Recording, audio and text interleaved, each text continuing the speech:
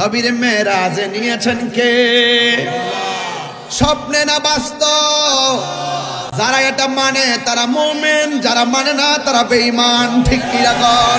নবীজির মেরাজ কি ঘুমন্ত অবস্থায় হয়েছে নাকি সশরীরে হয়েছে? শরীয়তের মৌলবীরা রে, ঘুমাইলে তো দেখোস এরি ক্ষেতের আইলের মধ্যে ফেসাব করতেছস, ঘুম থেকে ওইটা দেখোস বিছানা বাসাইলাইছস। আর আমার নবীর স্বপ্ন মিথ্যা না, আমার নবীর স্বপ্ন হলো সত্য, আমার নবীর স্বপ্ন হলো ওয়াহি, আমার নবীর স্বপ্ন হলো শরীয়তের দলিল। হাত তুলে বলো ঠিক কি না বলো। আল্লাহু আকবার বলেন, আর বড় করে বলেন ইয়া রাসূলুল্লাহ বলেন। আমার যুবক ভাইরা, কেউ কথা বললে যদি ওয়াজটা লোকাল মনে করে উড়াইয়া দেন, তাহলে আমি আমার মতো কথা বলে চলে যাব। এই কথাগুলার দাম দেওয়া লাগবে, কারণ এখন ইমানের বাজারে আগুন লাগছে।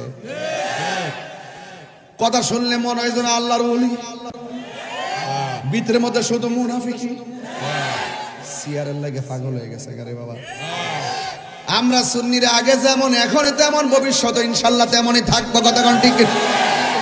কেউ আইব কেউ যাইব, আমরা নবী লইয়া আসি, নবী লইয়াই থাকবো।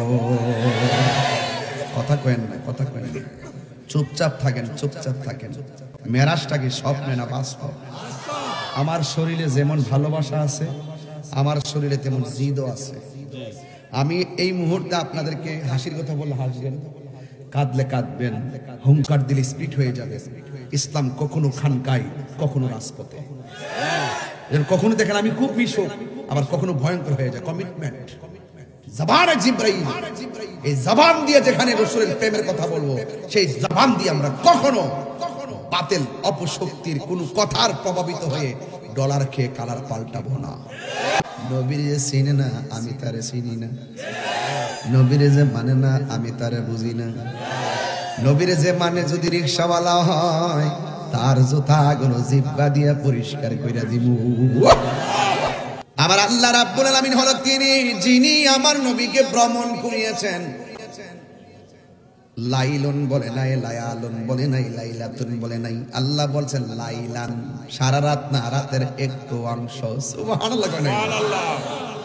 রাতের একটু অংশ, একটু কেবলমাত্র গেল আর আইলো, কিন্তু দলিলে পাইলাম 27 বছর কাটায়া প্রেমের খেলা খেলছে।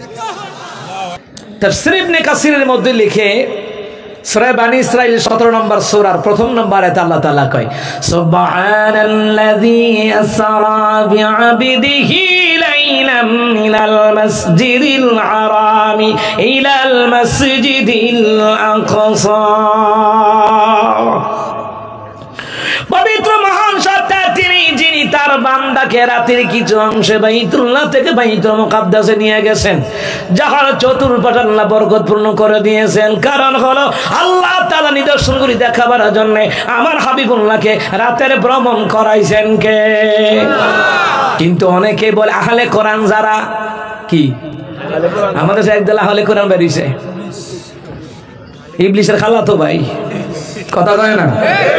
এরা কয় নবীর মেরাজ স্বপ্নে হইছে। না না, তাফসীর ইবনে কাসির কিতাবের মধ্যে, তাফসীর জালালাইন শরীফের মধ্যে লেখে, আমার নবীর মেরাজ সশরীরে হয়েছে।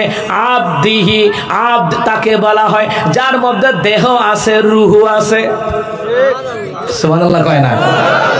দেহ এবং রূহ, এটা হলো আবদ, বান্দা। আল্লাহ বান্দা বলছেন, যদি রূহের জগতে মেরাজ হইতো আল্লাহ কোরআনে কইতো না। স্বপ্ন তো কত কিছুই দেখা যায়, কথা কয় না? মুসলমান রে, আমার নবীর মেরাজ হয়েছে স্বপ্নে যুগে নয়, সশরীরে মেরাজ করাইছেন কে?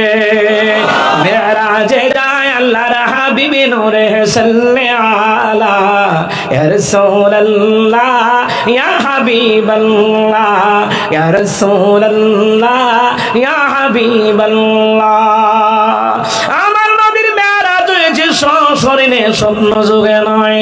যদি স্বপ্ন যুগে হইত জিব্রাইল আমার নবী কয় আমার টান দিয়া নিয়া জমজমের পানির কিনারায় শোয়া দিছে, আমার বুকটা চিরে ফেলছে, আমি দেখতেছি কোনো রকম ব্যথা লাগে না, সিনা সাফ করা হলো, আমার সিনার ভিতর থেকে যা কিছু আছে সব কিছু বের কইরা ধৌত কইরা দিল।